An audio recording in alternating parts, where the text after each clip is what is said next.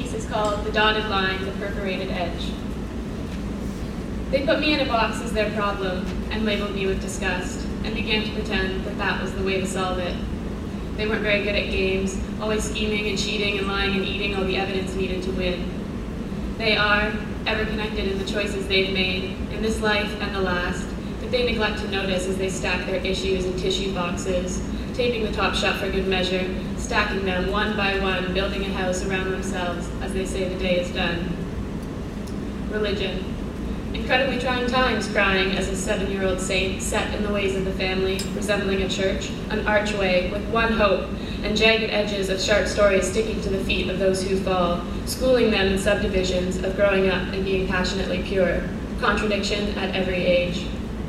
Renaissance woman in her head, with a map of all the things she would do if only she could do anything but cry. Science. You set lines in your mind that defined. We used our 2 wheels to adventure in the sunlight, and sometimes you would visit me at midnight. You wheeled me into your back alley and parked me for safekeeping. You accentuated truths that were only half to ensure my intentions did not rust and I would not roll away. I laid myself around your wrist for glances whenever you would give. I watch you, watch me, experiment, boils, over. Art. She had her heart in her throat for this guy, and he had decidedly burst that kind vessel all over her soft face. She grew hard, and the paint chipped away from her skin, and her panties were in a bunch between her cheeks, which meant she could never sit still and never speak. She spilt things wherever she went. A masterpiece, she was on display, Tuesday evening in Market Square, all peach and purple, mustard on her shirt. And the sparkle in her eyes said, I'm not sure if it's not dangerous for me now, knowing everything I do.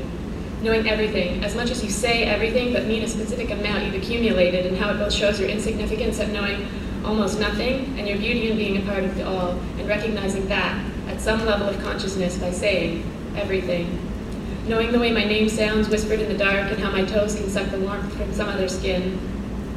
And all the wrinkles I'll collect as the sand reflects from my features in the harsh wind. Knowing the sun, and how I can depend on her, and the moon. Knowing wings and nails are necessary for the preoccupation of any response to the danger that is always near.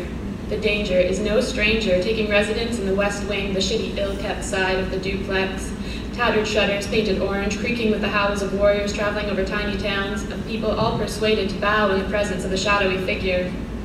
The danger is wearing a cape and riding a horse and conveniently surrounded by talented, good-looking people, gorgeous voices and laughter, in a photograph getting eaten by the flames. Knowing one moment will be the end and everything in between is a still frame, so to think in any measure greater than a spoonful is to die an early death and spoil all the fun. We live in boxes that will be destroyed by the rain, a collective crying out against the us versus them in our brains. Don't live in boxes, can't breathe in boxes. Sun can't reach me when I'm shoved into some structure made to simplify society so far as to say to guide the weird ones in their ways.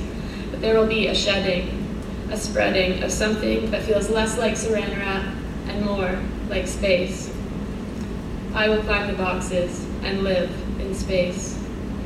But could I write fast enough to tell the story of all the things that are happening in every possible moment, enough for you to get the full pictures as they pass, ever fleeting? We are all on time, as the feeling of a weekend washes over, having done and didn't do all the things in the stories that we tell. And I told them about you.